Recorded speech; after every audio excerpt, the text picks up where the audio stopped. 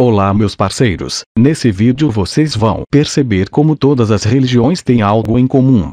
O objetivo aqui é transmitir conhecimento. Aquele que dá as costas ao conhecimento, também dá as costas para Deus. É um fato a existência de uma inteligência maior, que ordenou a criação do universo, nos mínimos detalhes. Há muitos anos a raça humana teve acesso a esse conhecimento, que foi sendo modificado ao longo de mais de 300 mil anos. A ganância do ser humano tornou o conhecimento perigoso. Seres livres não podem ser controlados. Certo dia um indígena perguntou a um padre: então se você não me falasse que existe o inferno, eu não iria para ele. Não. Respondeu o padre. Então por que você me disse? Respondeu o índio. Tenha sempre em mente que a fé verdadeira é muito diferente de fanatismo, e não se restringe a qualquer regra que o ser humano possa inventar.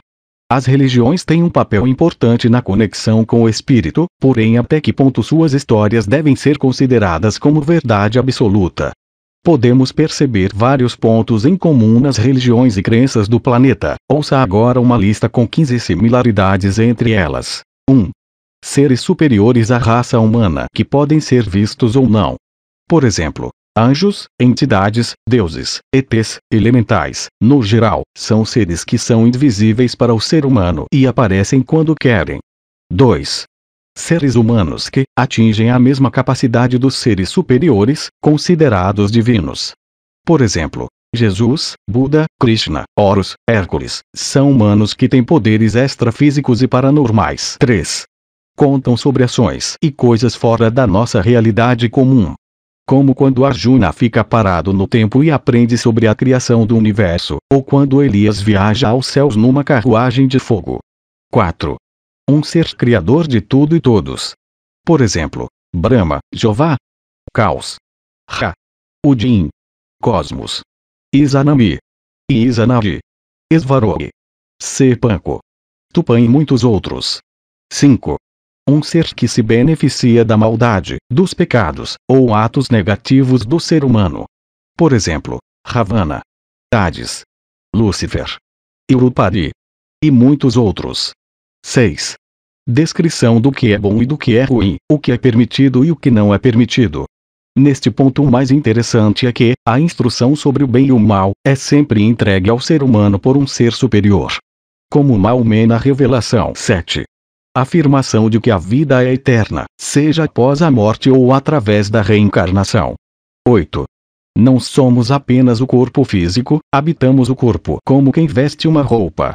Por exemplo, na religião cristã fala sobre a tricotomia do homem, corpo, alma e espírito. E na budista sobre os 7 corpos espirituais. 9. Um grupo de seres invisíveis que induzem o ser humano a praticar o mal e coisas negativas. Por exemplo, demônios, sucubus, umbralinos, reptilianos, arcontes e vários outros. 10. Um grupo de seres invisíveis que induzem o ser humano a praticar o bem e coisas positivas. Por exemplo, anjos, os deuses, protetores da floresta, mentores, guias, mestres ascensos, intraterrenos, jinas e vários outros. 11. Local onde a alma fica perdida após a vida terrena e sujeita ao mal espiritual. Por exemplo, o Tártaro, Inferno, Purgatório, Vale das Almas Perdidas, Umbral e vários outros. 12. Local onde a alma é aceita após a vida terrena e sujeita ao bem espiritual. Por exemplo, Nirvana, Salão de Odin, o Paraíso, Cidades Astrais, Mundos Superiores e vários outros. 13. Promessa da salvação que vem dos céus ou do divino. Por exemplo, Volta de Cristo, Salto Quântico, Encarnação de um Deus e vários outros. 14. Seres humanos intermediários dos seres divinos que atraem mais fiéis e adeptos. Por exemplo, padres, pastores, gurus, monges, pais de santo, mestres maçom, gnósticos, Rosa Cruzes e etc. 15. Todas têm uma história de como tudo foi criado. Percebe como uma mesma história foi repetida e espalhada pelo mundo, interpretada de várias maneiras. Imagine por quanto tempo esses ensinamentos estão sendo passados e alterados. Há mais de 3.000 anos, antes de existir a Bíblia, já circulavam historias sobre a criação, similares à de Adão e Eva. Seria apenas coincidência?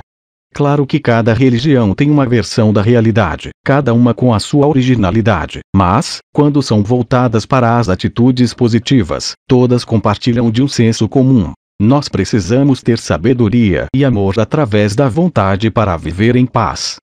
Sobre a sabedoria, ser sábio não é apenas conhecer muitas coisas, falar bonito ou saber de tudo, é agir de forma correta com base nos seus conhecimentos, e ter discernimento sobre o falso e verdadeiro de cada nova informação, saber praticar atos positivos e negativos consciente de cada situação, ser justo sem julgar, saber se impor apenas quando necessário e respeitar as escolhas do próximo, mas, muito além disso, o sábio a todo instante usa seu conhecimento em benefício próprio e de todos. Ao entender que algo não faz bem, ele evita; ao entender que algo faz bem, ele aprimora e pratica. Sobre o amor. Já o ser humano realmente amoroso é descrito como aquele que percebe a união em tudo, como a criação e o Criador compartilham a mesma essência, reconhece no próximo e em todas as coisas a mesma força que o faz ser, percebe que todos estamos conectados usando a mesma fonte que permite a vida e a própria realidade em volta a existir, da mesma forma que o DNA no sangue cria o nosso vínculo de parentesco. Como irmão, pai, mãe, tios, primos e avós, essa fonte, também conhecida como o quinto elemento, quinta essência, vril, éter, o núcleo de um átomo, ou Deus, é como o sangue que mantém a alma de tudo, viva eternamente. Ao se reconhecer como alma, espírito eterno, esse ser humano também é capaz de reconhecer isso em tudo e o aceita. Ele compreende seu parentesco com o próximo e literalmente tudo que existe, de animais a objetos inanimados, do ar à própria linha temporal, de um sentimento passageiro à eternidade em vida. Ao compreender a harmonia que a eternidade cria no caos para ser eterna, ele ama. Ele é o amor e transmite o amor por ser amor pleno. Para si e para tudo. O perdão para alguém se torna simplesmente saber que aquela pessoa fez o que pôde naquele momento e aceitar a realidade que deveria ser vivida.